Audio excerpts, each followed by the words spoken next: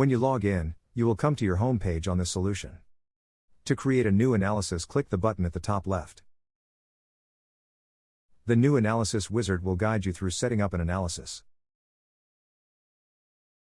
We type in the name of the analysis we are about to create. We can choose between different input alternatives. Click the help link to learn more. In this example, we want to create an analysis where the periods are months.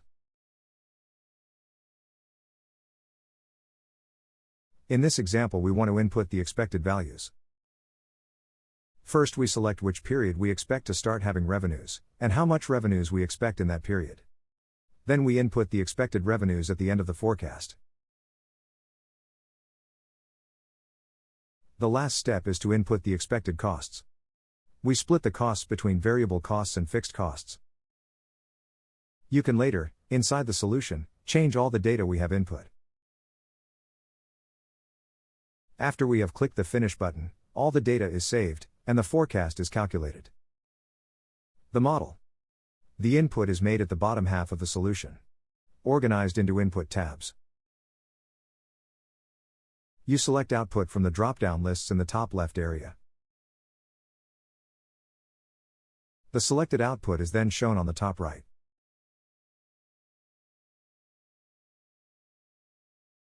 An example on how you can change the data.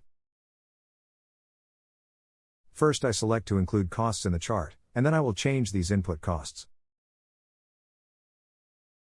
Simply click in the cell where you want to make or change an input. You can use the standard Excel spreadsheet formulas. Simply drag and drop to copy the cell and the formula. Click the Calculate button to update the calculation.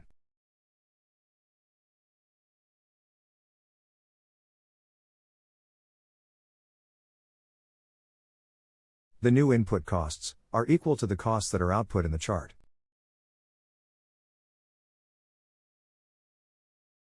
The input consists of two areas.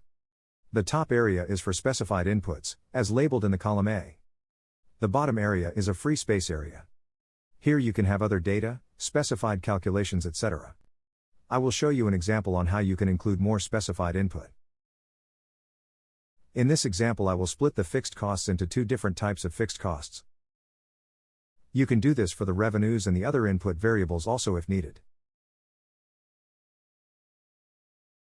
As already mentioned, you can use the basic Excel spreadsheet formulas.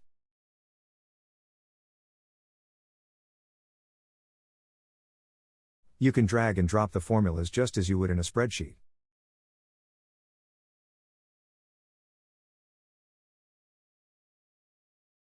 You can then link the specified input to these help calculations that you have set up in the free space area.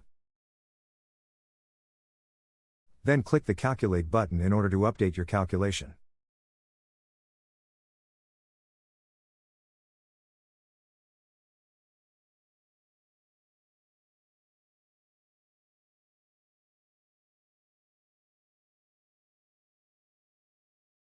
The new input costs are equal to the costs that are output in the chart. Now an example of the calculation that is being done. First, I select a chart layout that shows the difference between the revenues and the costs. In this example, the difference between the revenues and costs is equal to the operating cash flow.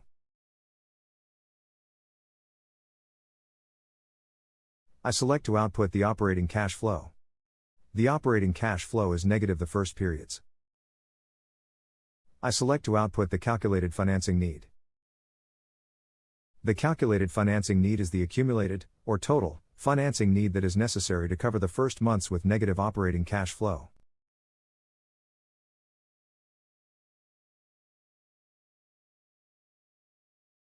Then the last part of this quick tutorial, the reporting. In order to create a report or presentation, you must select the Report tab. Input the name of the new report or presentation.